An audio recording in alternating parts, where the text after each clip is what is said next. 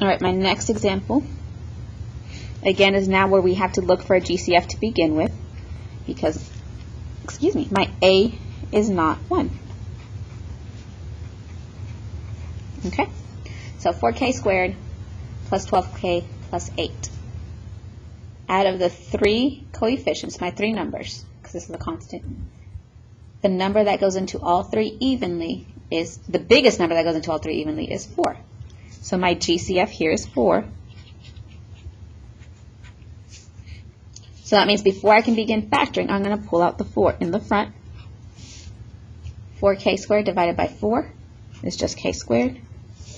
4 goes into 12 3 times, and 8 2 times. So now notice inside my parentheses, I have my regular trinomial that I can do my X puzzle with.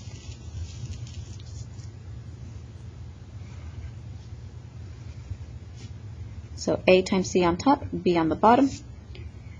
A is 1 now, so I can go ahead and continue. 1 times 2 is 2. 3 is my B. Only factors are 1 and 2, and they work out. So 1 plus 2 is 3. 1 times 2 is 2. So we still have the 4 hanging out over here. But now my factors are k plus 1 and k plus 2.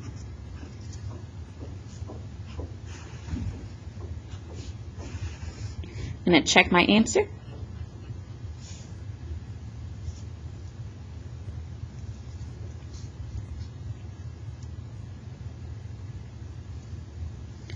So I'm going to go ahead and do the box method with my binomials, and remember to bring this 4 down after that.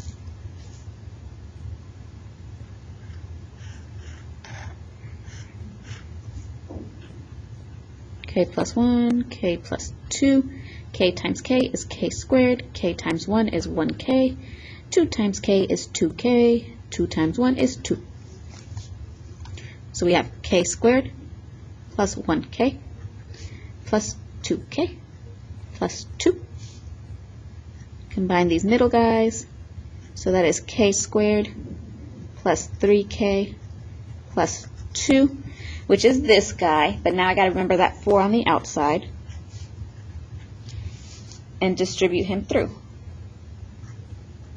4 times k squared, 4k squared, 4 times 3k, positive 12k, and 4 times 2, positive 8.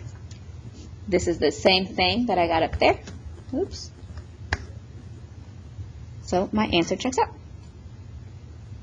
All right, let's do one more with the GCF.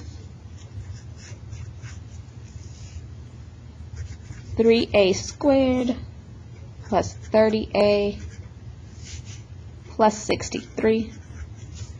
A number that goes into all 3 of my numbers evenly. In this case, it's 3. So that means I'm going to pull out a 3. 3 goes into 3 just once, so that's a squared. 3 goes into 30 10 times, so that's 10a. And 3 goes into 63, what is that, 21 times, so that's plus 21. So now with my trinomial inside the parentheses, I can do my X puzzle with A times C on top, B on the bottom. My A is at 1, so 1 times 21 is 21. 10 on the bottom. Both positive, so I know both my sides have to be positive. Start from the very beginning. 1 and 21, nope. 3 and 7. 3 and 7 works. So we still have this 3 out here, but now we have A plus 3 and A plus 7.